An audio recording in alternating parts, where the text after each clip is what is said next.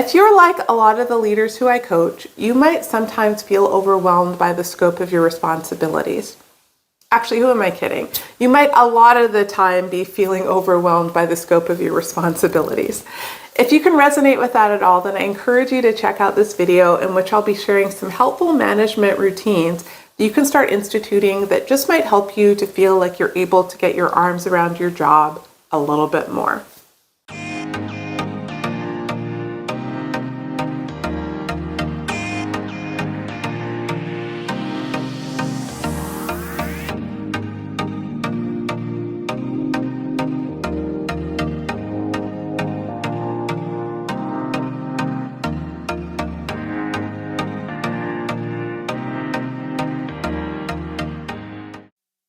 Hi, my name is Dr. Patricia Thompson. I am a corporate psychologist and executive coach, and my passion is helping people to thrive at work.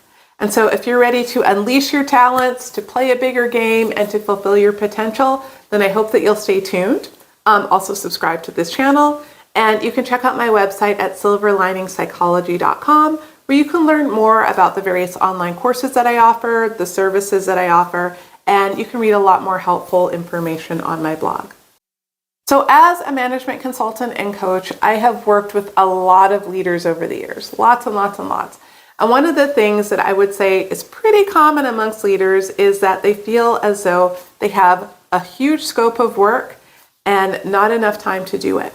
There are so many moving parts in terms of managing people, managing processes, and managing the work that they can often feel like they're just kind of trying to react to the demands of the day and trying to keep their head above water.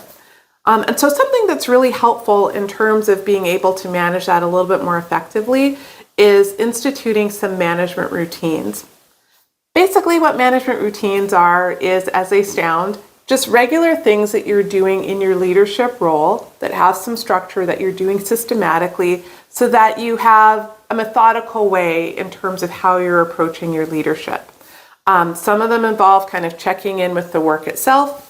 Some of them involve checking in at how you're performing against your goals, and some of them might have to do with how you're checking in with your people. But by having these routines set out, you have a process in place for yourself that helps you, as I mentioned, to kind of get your arms around things and know that everything is getting covered pretty much, and that you're not letting things drop between the cracks.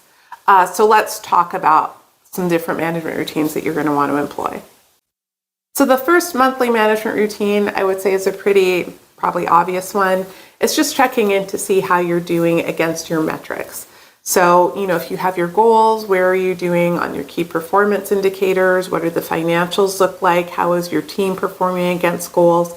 And doing that sort of check-in on a regular basis, at least monthly, helps you to see if there are areas where you need to shift or approach things differently or make some changes. The other thing that you're going to want to think about is the key priorities. One of the very common things that I find with leaders and in a lot of businesses is they complain that there are too many priorities. So if you're thinking about the month ahead, what are the 2 or 3, more than 5 key things that you really need to be focusing on over the next month to be able to move you forward? And it's this sort of strategic thinking time where you're taking time to think about how the business is functioning as a whole that can reorient you and help you to make sure that you're not just getting stuff done, but that you're getting the right things done. And then the last monthly management routine, and for some people this might be bi-weekly as opposed to monthly, or even weekly, it kind of depends on the cadence of your business, is having one-on-ones with your team. If you have a big team, you might only be able to do that monthly. But you do want to check in with people one-on-one, number one, just to see what's going on in their area and their business. And number two, to be able to develop them and coach them as needed. Something that can be really helpful would be to set an agenda for those meetings. Sometimes I find with one-on-ones, people just kind of come in and shoot the breeze and talk about whatever. But if you want to make the most of that time, then you'll want to ensure that there's a clear agenda set out. And that not only serves the purpose of being able to orient that time and use it really efficiently, but it also helps you to be able to hold them accountable because you can look back at what you agreed in the last one-on-one bring that forward on the next agenda and see how things are going in that regard. So make sure that you bring some structure to the one-on-ones, do them at least monthly, and that'll be a helpful management routine just to make sure that you're abreast of what's going on, in a little bit more detail. Okay, so now let's get to some weekly management routines. And the first one that I would recommend is taking time for strategic thinking. Now, this is one that I would say actually most of the leaders that I work with typically feel like they don't have the time to do, but it's one that I think is really, really critical, and it's worth carving out time on your calendar for. Now, while I don't have time, this video, it's not really about strategic thinking, but some of the things that I would say that you could do during that time that you carve out on your calendar is thinking about the business as a whole. So what's going well, what's not going well, what are the opportunities. It's also a good time to educate yourself. So if you need to learn more about your business, or you need to learn more about a specific subject matter, that would be important too, whether it's reading, getting into industry periodicals, listening to podcasts, things along those lines. It could also be a good opportunity to talk with stakeholders or customers to learn more about the needs of your business. You could carve out time for other kinds of learning, like going to a conference. That's probably not a weekly routine, but those are just some things that you can be thinking about.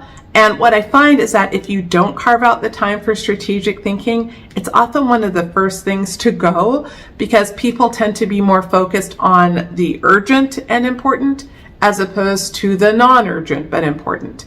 So map out time on your calendar to do that, and it'll make a huge difference to make sure that you're working on the right things and taking a time to elevate and really thinking about how you're operating as a whole.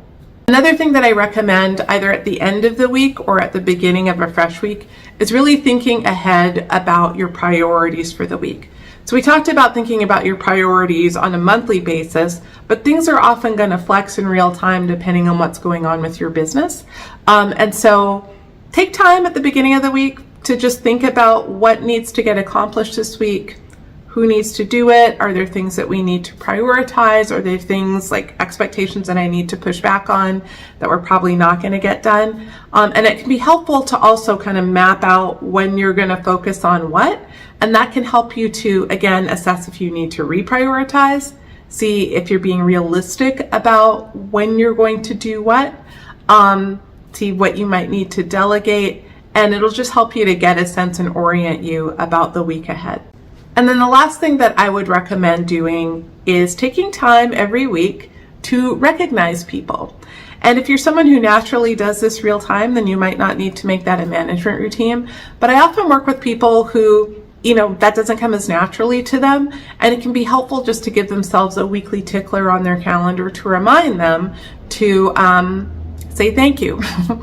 Acknowledge things that went well that week. Think about if there was someone who did something really well that they want to, send them a little note of recognition or gratitude. And if you take the time to do that, people will appreciate that you're showing appreciation. They'll feel more valued. And not only is it just, I think, a good thing to do, it'll also help people be more engaged in the work that they're doing. And now let's talk about some daily management routines that you can employ. So one that I think is helpful is at the beginning of the day, looking through your priorities. And I know that I've said do that monthly, do that weekly. Well, I think you should do that daily too, because again, priorities shift and you might need to think about, what you need to get done that day that might have been different from what needed to happen when you looked at it, 3 days ago. So at the beginning of the day, just take a few minutes to think about how your day is going to go. What are my priorities? Who do I need to talk to? And as you're looking through the priorities, also think about opportunities for delegation. As a leader, you want to make sure that you're operating at the right level, making the highest and best use of their time. And so if you have some priorities that would better be done by someone else, then, that would be a good time to go ahead and delegate them. Set a reasonable time frame. Again, this isn't a video about delegation, but just look for those opportunities to delegate as you're thinking through how your day is going to go.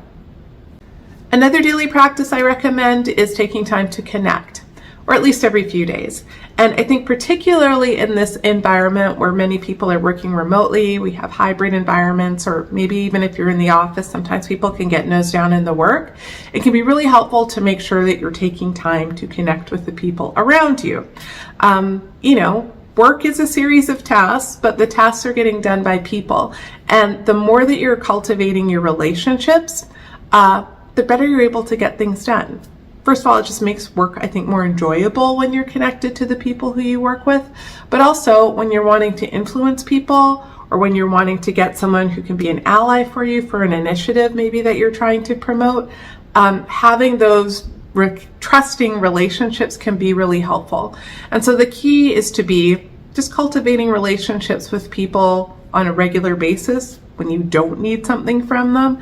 And that will help you to have, more partners and people you collaborate with when you do need something to happen. Something else you can check in with yourself on a daily basis is, are there opportunities for me to coach? And coaching is something when you're developing your team that should be an ongoing process. But, sometimes, let's say you saw an opportunity to coach someone in a meeting and then you both went off and did something else. It can be helpful just to think back, do I need to give someone feedback? And I think of feedback, and hopefully you're thinking of feedback and development as not just providing constructive criticism. So, when you were in the meeting, I think if you had handled this way, it might have been more effective. But also, what went really well? For example, when you're in this meeting, the way that you handled this question was really effective because you did X, Y, and Z. Hopefully you'll be able to do more of that in the future. And what that does is it helps to positively reinforce people's behaviors, but it also helps to make people more aware of their strengths, because a lot of times I find that people do things and they're not even aware of how good it is. And so by pointing it out, it helps them to perhaps lean into their strengths even more intentionally and helps their development. Another management routine that is pretty industry specific, so it's not going to apply to everyone, is the daily huddle. And basically the daily huddle is just getting together at the beginning of the day, a short meeting with you and your team to talk through priorities, see what's coming up, see wherever you need to check in. Just wanted to share that because it's not really necessarily going to apply to everyone. But if it does apply to your industry, then definitely make sure that you include those. And then the last daily management routine I would suggest is at the end of the day, taking a moment to reflect. You can reflect about how things went, lessons learned, things you might do differently. You also might reflect on if you made the best use of their time. So if you're someone who doesn't tend to delegate, then were there things that you could have delegated that you will delegate next time? Something else that you can think about at the end of the day is, are there loops that need to be closed? So are there emails that you need to respond to, things you need to check in with? And it's just, I think, helpful to do, because again, people are often going from meeting to meeting to meeting to meeting. And so taking that time at the end of the day can just help to orient you and make sure that when you start the day tomorrow, you'll be starting from a grounded and centered place where you can start the day anew. Okay, so that's certainly not an exhaustive list of management routines, but I think those are some helpful ones. If you have some other best practices that you find really helpful, I would love it if you would share them in the comments below. But anyway, that's it for this video. So my name is Dr. Patricia Thompson. Again, you can find me at silverliningpsychology.com. You can also find me on social media. You can find the links below.